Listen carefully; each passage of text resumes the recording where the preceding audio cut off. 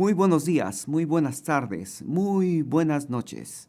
Te habla el pastor Carlos Betancourt de la iglesia Brainer Baptist Church. Estamos contentos de que hayas sintonizado nuestro canal, pero queremos recomendarte a que busques una iglesia donde puedas crecer tú y tu familia en una forma saludable. Bendiciones. Hasta pronto. Hemos estado tratando de ver cómo los personajes del Antiguo Testamento, escúchame, son sombras, tipos, figuras del más grande personaje que conocemos y que tenemos en nuestras vidas. ¿Quién es nuestro gran personaje, hermanos? Jesucristo. Sabes, en una escuela hicieron una encuesta, en una escuela cristiana hicieron una encuesta a los muchachos y le dijeron, pongan en un papel, ¿cuál es su más grande héroe? En una escuela cristiana. Y todos allí anotaron Superman, Batman y todos esos de los héroes que tienen los jóvenes, ¿no? Yo ya ni sé de tantos héroes que tienen ahora. Los jóvenes deben saber, los que están ahora en Hollywood, de todos esos héroes. El Hulk, ese hombre que se hace verde. Hay muchos héroes. Y tristemente, ¿sabes qué? Después de la encuesta, nadie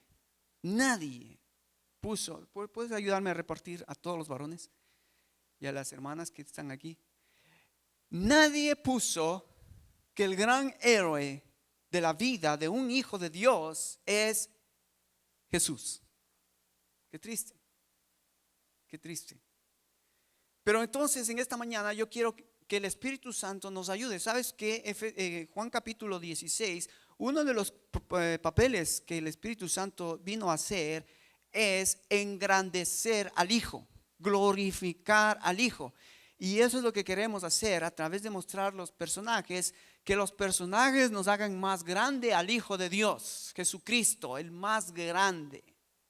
Jesucristo, el que se merece toda la honra, la gloria. Jesucristo, el más grande, el más poderoso, el que es supremo, el que el Padre lo exaltó hasta lo sumo. Jesucristo. Así que tú en tus hojitas que estás recibiendo, vas a ver que entonces vamos a comenzar a ver a David como el rey, el gran rey de Israel. El gran rey de Israel. Es interesante porque déjame ubicarte un poquito en el contexto.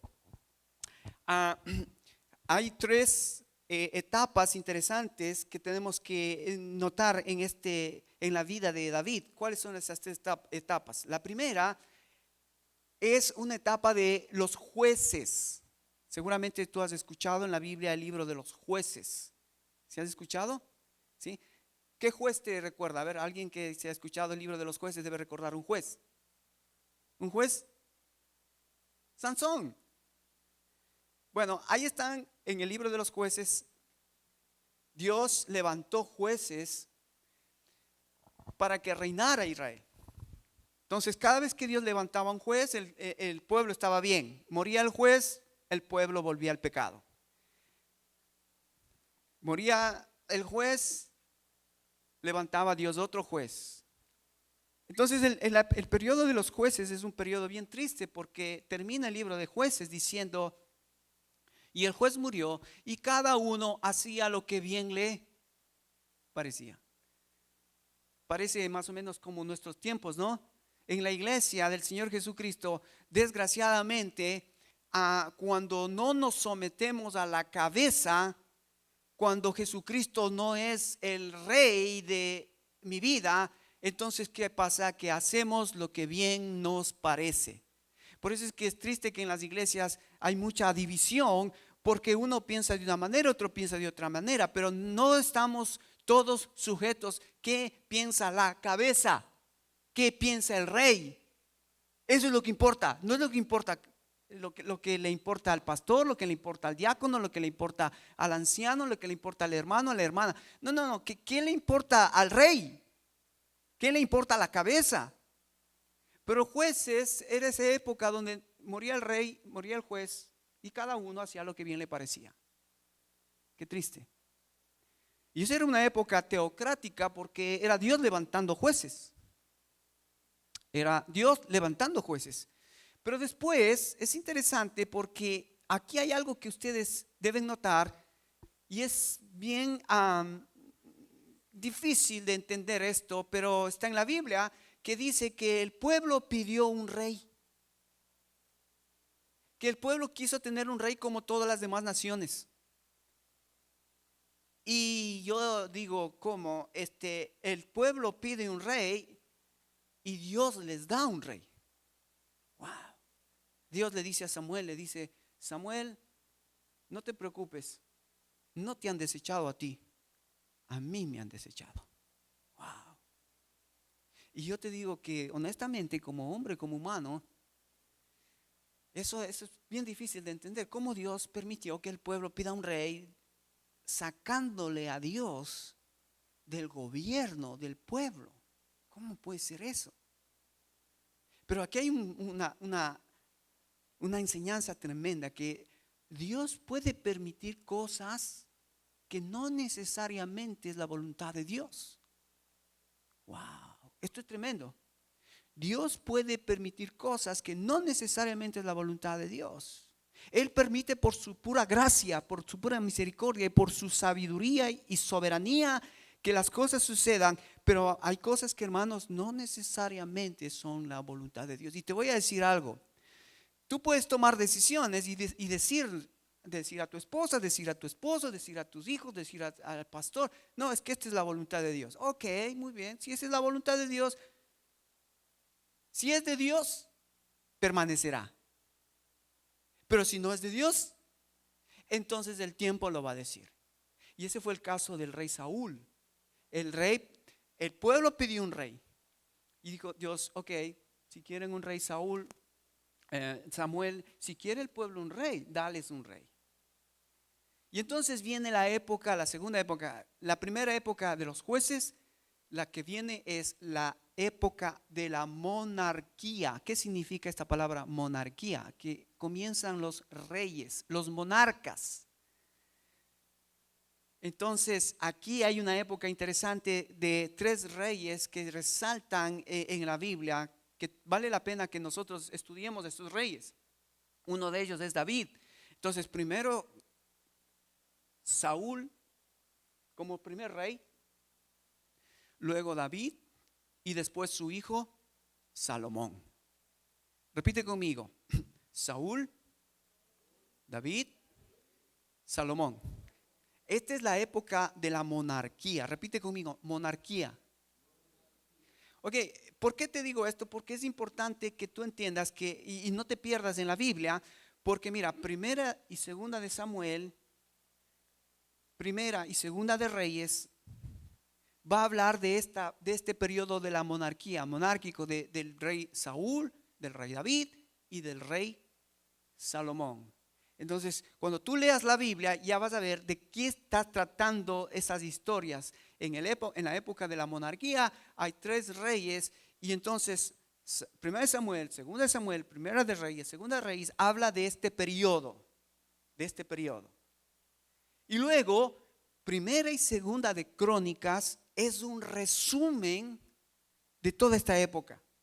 Así que si quieres leer un resumen de la vida de Saúl, de la vida de David, de la vida de Salomón, ve y lee los libros de primera y segunda de Crónicas. ¿Ok? Repite conmigo: primera y segunda de Samuel, primera y segunda de Reyes, primera y segunda de Crónicas.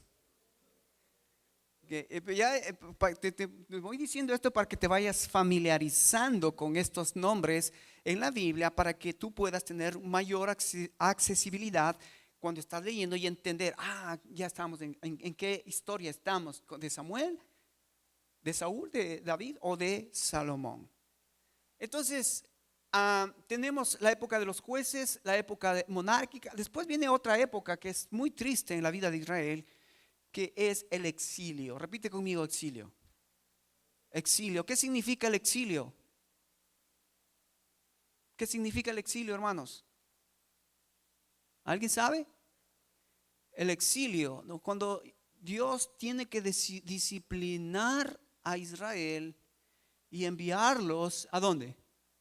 A Babilonia. Y entonces el pueblo termina siendo esclavo en Babilonia con los reyes paganos de ese entonces, Nabucodonosor. Es triste porque Dios al comienzo quiso hacer un pueblo que le representara a Dios en esta tierra. Dios quiso un pueblo que lo representara, que a través de este pueblo el mundo conociera que hay un Dios, que hay un Dios. Si vienes, quisiera leer contigo un texto en Éxodo capítulo 18. ¿Tú te acuerdas de Jetro? ¿Quién era Jetro? El suegro de Moisés. Y fíjate que en el capítulo 18 de Éxodo, Jetro va a decir algo interesante del pueblo de Israel. Ahora acuérdate, Jetro no era en ese momento un personaje, no era un héroe, era simplemente el suegro de Moisés. Y mira lo que Jetro dice del pueblo de Israel. Y aquí es como que Jetro hace un pequeño resumen en este punto de la vida de Israel y dice así. Jetro, versículo 10 del capítulo 18 del libro de Éxodo, dice así, mira. Y Jetro dijo: bendito sea Jehová que os libró de la mano de los egipcios. Qué interesante, Jetro no estuvo en Egipto y Jetro no fue sacado de la esclavitud, pero Jetro, él sabía qué había sucedido con Israel. Y él dice: bendito sea Jehová que os libró de la mano de los egipcios y de la mano de Faraón, y que libró al pueblo de la mano de los egipcios. Ahora conozco que Jehová es más grande que todos los dioses. ¡Wow! Qué increíble esta perspectiva que tiene Jetro del Dios de Israel. Yo no sé que cuando la gente te ve a ti, ¿qué Dios ve en ti? ¿Qué Dios nosotros proyectamos al mundo? Dice Jetro del pueblo de Israel que ahora sé que Jehová es el más grande de todos los dioses. Y en ese entonces había mucha idolatría, mucha idolatría. Y entonces Jetro dice: ahora conozco que Jehová es el más grande de todos los dioses, porque lo que se ensoberbecieron prevaleció contra ellos. Y tomó Jetro, suegro de Moisés, holocaustos y sacrificios para Dios. Y vino Aarón y todos los ancianos de Israel para comer con el suegro de Moisés delante de Dios. ¿Por qué te menciono este tema de esta apreciación de Jetro? Es porque llega un punto en donde nosotros tendríamos que preguntarnos: ¿qué Dios ve la gente en mi vida? ¿Cuál es el Dios que estoy proyectando a este mundo? Ahora, tristemente Israel, que era un pueblo de Dios, el pueblo de Dios sacado de la esclavitud y que pasó 40 años en el desierto, y Dios fue real, fue claro, fue auténtico, fue compasivo, fue piadoso, el pueblo termina en Babilonia siendo esclavo. Qué triste, ¿no? Qué triste final de un pueblo que Dios se reveló, se hizo real, fue fiel, fue amoroso, fue misericordioso. Pero tristemente este pueblo no conoció, no fue fiel a este gran Dios. ¿Sabes qué? Yo creo que la iglesia y los días que estamos viviendo estamos yendo por ese camino. Que hay gente que está en la iglesia, pero no conoce a Dios.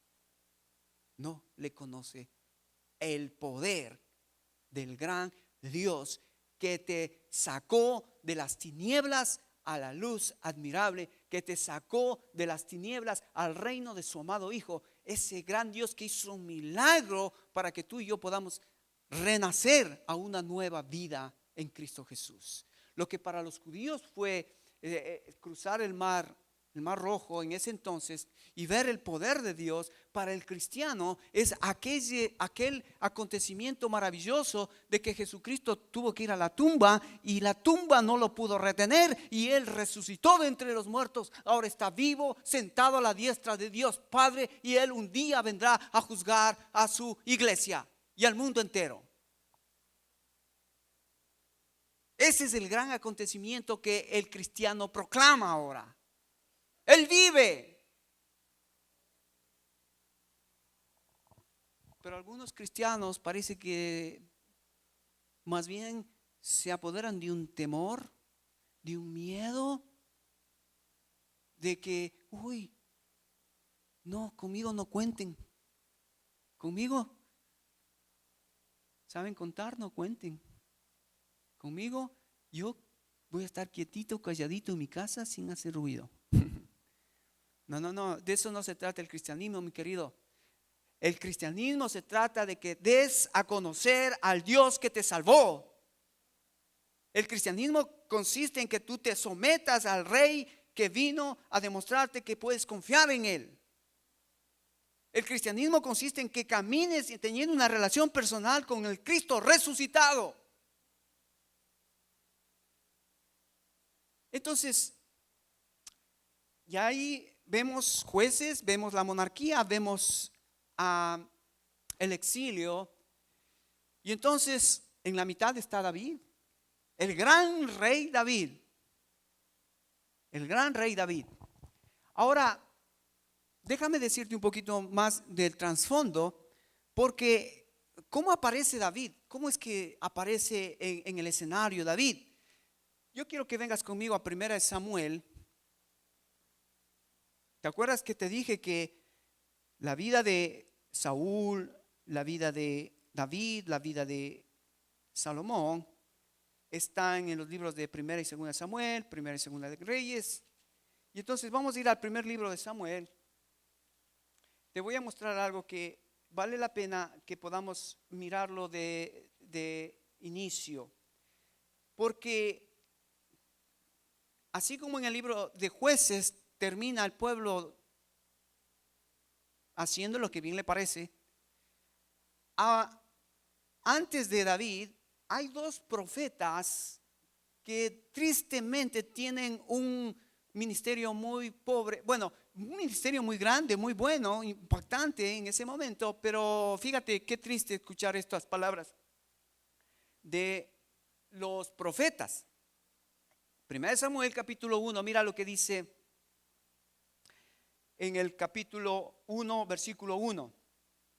Hubo un varón de Ramataim, de Sofim, del norte de Efraín, que se llamaba Elcana, hijo de Jeroboam, hijo de Eliú, hijo de Taú, hijo de Suf, efrateo, y tenía él dos mujeres, y el nombre de la una era Ana y la otra Penina. Y Penina tenía hijos, mas Ana no los tenía. Esta es la historia de Ana y su esposo. Pero en ese tiempo había un sacerdote, y aquí está el sacerdote, mira, versículo 3.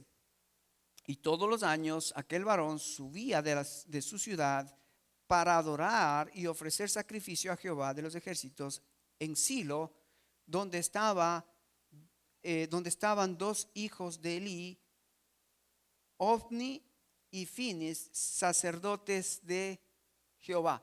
Ahora, presta atención con los hijos de Elí. Presta atención con los hijos de Elí. Supuestamente los hijos de Elí, si el papá era un sacerdote, ¿qué se esperaba de los hijos de Elí? Que puedan seguir el ejemplo de del padre, ¿verdad? Ahora, tristemente, mira lo que dice el capítulo 2, versículo 12. No te pierdas, si quieres, en la hojita que tienes ahí, anda anotando los versículos y luego puedes revisarlos en tu casa. Pero mira, capítulo 2, versículo 12 dice: Y los hijos de Elí eran hombres impíos y no tenían conocimiento de Jehová. What? ¿Qué es esto? Los hijos del sacerdote eran impíos y los hijos del sacerdote no conocían a Jehová. ¿Sabes? Esto me habla a mí muy personalmente. Yo puedo ser pastor, yo puedo conocer la Biblia y descuidar mis hijos. Qué triste. Que tu primer ministerio como padre, como madre, ¿quién es? Tus hijos, tu familia. Y aquí está un sacerdote que ministraba al pueblo, pero descuidó de sus hijos. Hermano, ¿es o no es un llamado de atención para nosotros, los líderes? Tú como padre eres un líder, tú como mamá eres una líder. Tú como padre eres un sacerdote, tú como mamá eres una sacerdote en la casa. El sacerdocio hoy, gracias a Dios, el sacerdocio cambió. El sacerdocio ya no es solo para ciertas personas, el sacerdocio es universal, el sacerdocio se ha abierto. El sacerdocio es aquel que viene a Cristo Jesús y ahora él puede entrar a la presencia de Dios e interceder por su familia, por sus hijos, por su esposa, por la iglesia, por el mundo. Tú eres un gran sacerdote según la Biblia. Amén. Pero cuidado, tu primer trabajo, tu familia. Tu primer trabajo, puedes ganar el mundo y perder tus hijos. Qué triste. ¿Quieres ver a tus hijos en el infierno? Yo no. Los voy a conducir, los voy a guiar, los voy a enseñar a temer al Señor. ¿Cómo? Orando con ellos. ¿Cómo? Estudiando la Biblia con ellos. ¿Cómo? Testificando con ellos. Elías, su familia fue un fracaso. Pero hubo otro sacerdote. Fíjate, en el capítulo 3, murió Elías, murieron los hijos de Elí. Y ahora asoma otro sacerdote. Fíjate, el capítulo 3 de 1 Samuel dice: el joven Samuel ministraba a Jehová en presencia de Elí, y la palabra de Jehová escaseaba en aquellos días. Esa palabra me llama la atención. La palabra escaseaba. Fíjate qué interesante, que una de las cosas que preocupa en nuestros días no es la hambruna material que la gente puede llegar a tener. Sí, da tristeza ver cómo en África y en otras partes del mundo los niños están muriendo de hambre, literalmente se están muriendo de hambre. Pero sabes que dice la escritura que va a haber un día que la verdadera hambruna no va a ser de comida física, sino de querer escuchar la palabra y que nadie te hable de la palabra. Va a llegar un día, a pesar de que tenemos internet, a pesar de que tenemos ahora una red amplia donde podemos ingresar a tener mucho conocimiento, pero sabes que como muchos de ustedes se dan cuenta, si alguien no te explica qué es lo que significa la palabra en muchos pasajes de la escritura, tú te quedas. Y dice la escritura que va a haber días que va a haber hambre, no de comida, sino de la palabra de Dios. Pero en el caso, en el tiempo de Samuel, dice que la palabra escaseó. O sea que imagínate, en ese tiempo nuevamente vemos un deseo de escuchar la palabra, pero ya no había profetas. No había profetas. Entonces Samuel también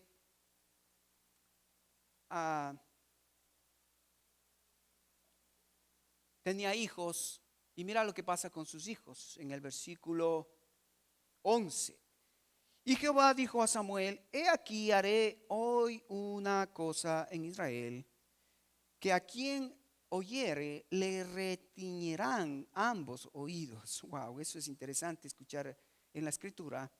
Aquel día yo cumpliré contra Elías todas las cosas que he dicho sobre su casa desde el principio hasta el fin, y le mostraré que yo juzgaré su casa para siempre por la iniquidad que él sabe, porque sus hijos han blasfemado a Dios y no les has estorbado.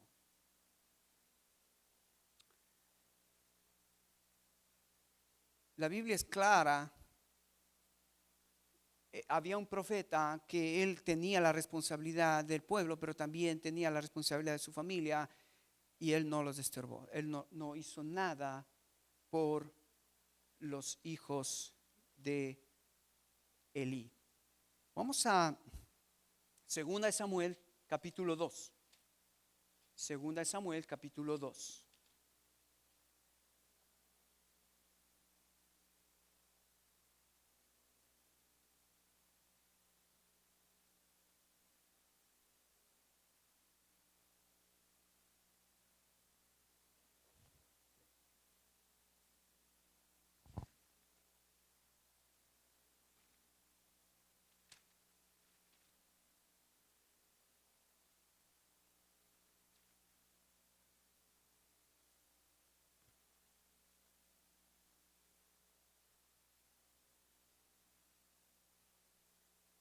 ¿Estás conmigo? Segunda de Samuel, capítulo 2. Voy a pedirte, mi hermano, si me ayudas, vamos a poner el texto. Yo quiero que en tu hojita que te di, anotes el texto, porque este texto va a ser clave para nosotros. Quiero que anotes el texto ahí. Perdón, el texto es 1 de Samuel 2:30. Yo les dije segunda, ¿verdad? El texto es 1 de Samuel 2:30. Vamos a 1 de Samuel 2:30. Pero este va a ser el texto clave que nosotros vamos a memorizar. Porque aquí quiero mostrarte el segundo sacerdote y qué pasaba con el sacerdote. Mira lo que dice. Versículo 29. Dice, 1 de Samuel 2:29 dice: porque habéis hollado mis sacrificios y mis ofrendas que yo mandé a ofrecer en el tabernáculo, y has honrado a tus hijos más que a mí, engordaos de lo principal de todas las ofrendas de mi pueblo. Verso 30, por tanto, Jehová, el Dios de Israel, dice: yo había dicho que tu casa y la casa de tu padre andarían delante de mí perpetuamente. Mas ahora ha dicho Jehová: nunca yo tal haga, porque yo honraré a los que me honran, y a los que me desprecian serán tenidos en poco. Nota aquí que ahora nos encontramos con otro sacerdote, Samuel, que hizo lo mismo que Elí. ¿Qué hizo Samuel? Samuel es otro tipo de cómo podemos nosotros descuidar nuestra familia, pero haciendo quizás cosas más buenas que nosotros pensamos. Mira, que los padres de hoy, es interesante, los padres, no sé por qué desde esta generación, los padres como que tenemos una obligación de darles a nuestros hijos todo lo que nos piden. Yo no sé de dónde sacamos eso. A veces, quiero decirte algo, hermanos, escúchame bien, papás. A veces nosotros queremos recompensar a nuestros hijos dándoles cosas cuando yo no puedo estar presente con él. Entonces, a cambio de mi presencia le doy cosas para que se entretengan mientras yo no estoy. Entonces, mientras más falta mi presencia, como papá, es como que mi conciencia dice: no, pobrecito, entonces como no estoy, le voy a dar. Ese fue el problema de los hijos de Samuel. dice que Samuel honró más a sus hijos que a Jehová. Samuel honró más a sus hijos que a Jehová. ¿Qué estaba haciendo Samuel? Samuel estaba diciendo, no, mira, son mis hijos, déjenles que ellos gobiernen. Cuando yo me muera, ya me voy a morir, que mis hijos sean los que... No, pero tus hijos están andando en impiedad, tus hijos son blasfemos, tus hijos no tienen temor de Dios. Y querían que los hijos de Samuel gobernaran sobre Israel. Por eso es que el pueblo se da cuenta que los profetas en ese tiempo no están viviendo en una manera que honre a Dios, ni ellos, ni sus hijos. Entonces, por eso es que el pueblo dice, no queremos que nos gobiernen ustedes, sacerdotes impíos. No queremos que nos gobiernen ustedes, profetas impíos. Queremos que nos gobierne un rey. Queremos que nos gobierne un rey. Wow. Ese es el trasfondo de cómo viene la decadencia espiritual de Israel. Viene cada vez más profunda, más al fondo. La gente carecía la palabra, la gente no conocía a Jehová, la gente no sabía de Dios, la gente estaba extraviada. La gente, cuando Dios había levantado un pueblo para que ese pueblo sea la lámpara que Dios tenía para que alumbre este mundo, ese pueblo se fue de pique en pique cada vez más. ¿Sí ves? Entonces, mira, aquí hay algo maravilloso. Aquí hay algo maravilloso.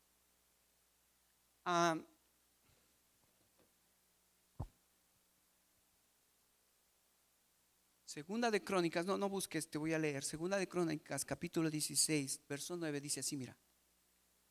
Porque los ojos de Jehová contemplan la tierra para mostrar su poder a favor de los que tienen corazón perfecto para con él. ¿Escuchaste esto? Mira, te voy a repetir. Los ojos de Jehová contemplan la tierra. ¿Sabes? Siempre así, a través de toda la historia siempre ha sido así. Dios ha estado mirando el mundo y Dios ha estado viendo el corazón de la gente, el corazón de los hombres, para encontrar a alguien que quiera meterse en los planes de Dios.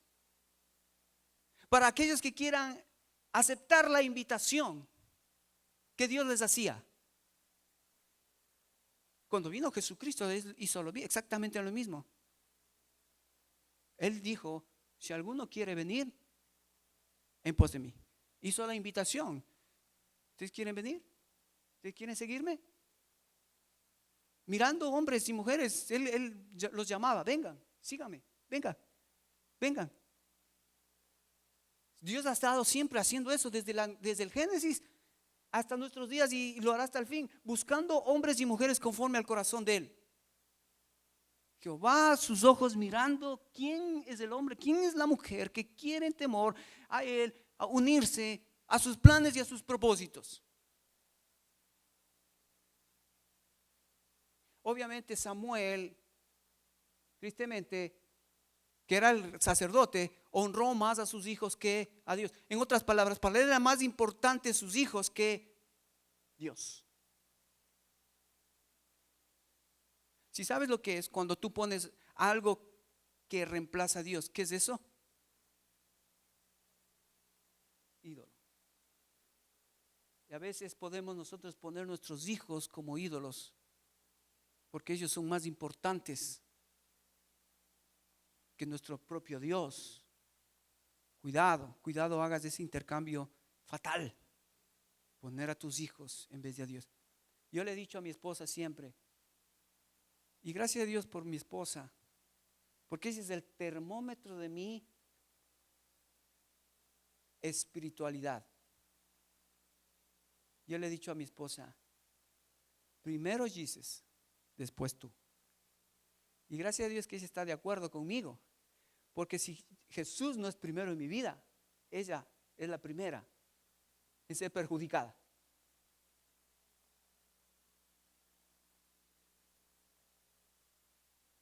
Pero Jehová, los ojos de Jehová están por toda la tierra buscando un hombre y una mujer que quieran meterse al plan de Dios. Y aquí entonces le encontramos, fíjate, 1 Samuel capítulo 13. A ver si podemos aquí terminar. 1 Samuel capítulo 13. Mira.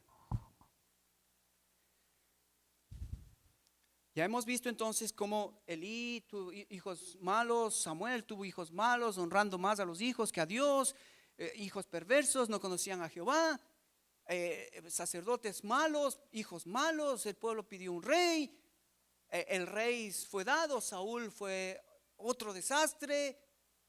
Y entonces mira qué palabras más hermosas que podemos leer esta mañana. 1 Samuel capítulo 13, verso 13. ¿Estás conmigo? Dice así la palabra de Dios. Entonces Samuel dijo a Saúl: locamente has hecho, no guardaste el mandamiento de Jehová tu Dios, que él te había ordenado. Pues ahora Jehová hubiera confirmado tu reino sobre todo Israel para siempre. Aquí está la decadencia de Saúl. Obviamente Saúl, que fue puesto por Dios, fue puesto por el pueblo. Acuérdate, yo no sé por qué Dios permitió eso, pero lo permitió. Pero el tiempo nos demuestra que no era la voluntad de Dios, y aquí están las consecuencias. Samuel es quitado del reino. Verso 14. Mas ahora tu reino no será duradero. Jehová se ha buscado un varón conforme a su corazón, al cual Jehová ha designado para que sea príncipe sobre su pueblo, por cuanto tú no has guardado lo que Jehová te mandó. Sí, escuchaste esas palabras maravillosas. Jehová se ha buscado un varón conforme a su corazón. ¿Ves? En medio de una decadencia espiritual, en medio de una decadencia moral, en medio de un pueblo que tendría que haber sido la luz, Dios buscando hombres sobre la tierra, tristemente dice, no lo halló. Pero ahora Dios dice, me he buscado un hombre conforme a mi corazón. ¿Y quién es ese hombre? ¡Pam! Aquí aparece nuestro héroe. En el libro de 1 Samuel vamos a encontrar, y con esto vamos a terminar, vamos a encontrar de lo que vamos a hablar de David, cuatro fotos. No sé si tú has tenido en tu casa fotos en tu álbum, que por ejemplo llegas, alguien a tu casa llega y le dices, mira, te voy a mostrar mis fotos cuando jugaba fútbol, y ahí le ves a Israel en short y con las canilleras, pero unas piernas bien gordas. Está flaco. Pero las fotos te recuerdan cosas del pasado, ¿verdad? Bueno, 4 cosas que yo quiero mostrarte aquí de David. Primero, mira lo que el gran rey David, el hombre conforme al corazón de Dios. Vamos a ver cómo Dios levanta a este hombre y cómo este hombre llega a ser rey. Pero cómo este hombre rey llega a ser un tipo, una figura del verdadero rey, nuestro Señor Jesucristo. Aquí está entonces David rey. Pero ¿sabes? La Biblia habla que David también fue músico. ¿Sabías? Él compuso la mayoría de los salmos. Los salmos que cantamos esta mañana, ¿quién compuso? Era el cantor, el dulce cantor de Israel. Acuérdate de esto. Estamos frente a un hombre conforme al corazón de Dios.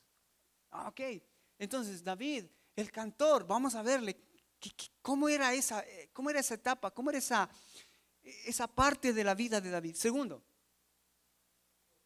David también era el pastor de Israel, aquel que comenzó obediente al padre, a su padre, cuidando ovejas. Y es interesante las historias de David cuidando ovejas. Mataba osos, mataba leones. Era fiel fiel a su padre. Vamos a ver también esa etapa. Pero ¿qué más era David? ¿Te acuerdas? David, guerrero. David no estaba con cuidado que vayas a decir algo de mi Dios. Viste que los profetas de ese entonces eran impíos, sus hijos impíos. Aquí se levanta un hombre conforme al corazón de Dios. Cuidado, vas a tocar el nombre de Jehová, porque ese nombre no se toca. Cuidado. Y vamos a ver esa faceta de David. Y la siguiente, mira, dice la Biblia, David era un hombre. Primero era un hombre. ¿Qué significa eso? Un hombre de carne y hueso, como tú y como yo, con debilidades y con virtudes, igual que tú, igual que yo. David, Dios permite en la Biblia que la peor debilidad que tuvo que caer David fue en la mayor debilidad fue donde Dios más se glorificó en la vida de David. ¿Sabías eso? La Biblia dice que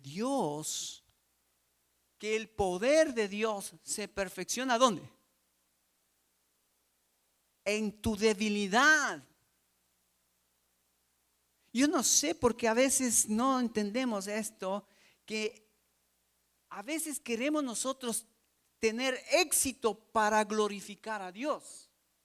Cuando Dios prometió que es en nuestra debilidad donde nosotros vamos a recibir el poder de Dios. ¿Ves la diferencia? El mundo quiere glorificar a Dios. Bueno, no el mundo, pero la iglesia, los hijos de Dios queremos glorificar a Dios, pero queremos tener éxitos, queremos estar en una posición elevada para glorificar a Dios. No, la Biblia dice al contrario. Bástate mi gracia porque mi poder se perfecciona en tu debilidad. Wow. Entonces, ¿sabes? No tendríamos el Salmo 51. Wow, qué precioso salmo. Contra ti, solo contra ti he pecado, Dios. Me convierto en ceniza. Y sabes, el Salmo 51 debería ser para el cristiano un salmo de donde podamos ir y encontrar una fuente de una segunda oportunidad, de un arrepentimiento genuino, de un decirle a Dios, Dios, confieso mi pecado porque mi pecado no te agrada, porque mi pecado no te honra, porque mi pecado me aparta de ti. Si no tuviésemos el Salmo 51, no sabríamos que Dios es fiel para perdonarnos y limpiarnos de toda maldad. Juan 1:9. Así que la vida de David es hermosísima. No quiero extenderme, pero repite conmigo. David como poeta, David como pastor, David como rey y David como guerrero. Vamos a ver esas facetas del rey David, amén. Así que no te pierdas el próximo domingo, porque vamos a profundizar en la vida de este hombre, amén. Cierra tus ojos, inclina tu rostro.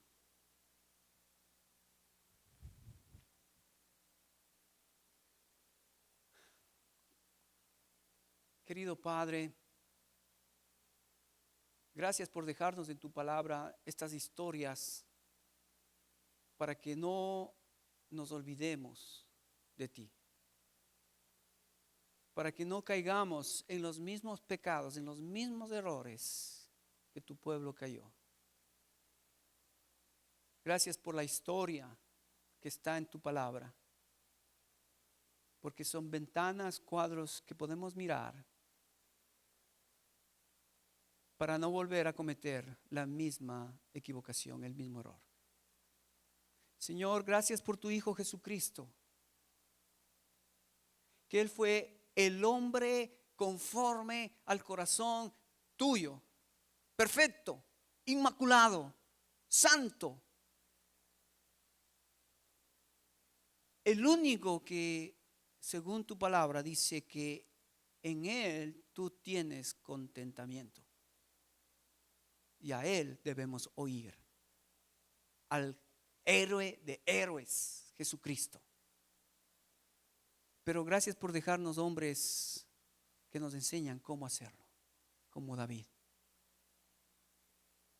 Ayúdanos, Padre, a conocerte más, a amarte y a servirte, porque te lo pedimos en el nombre precioso de mi Señor Jesús. Y el pueblo dice: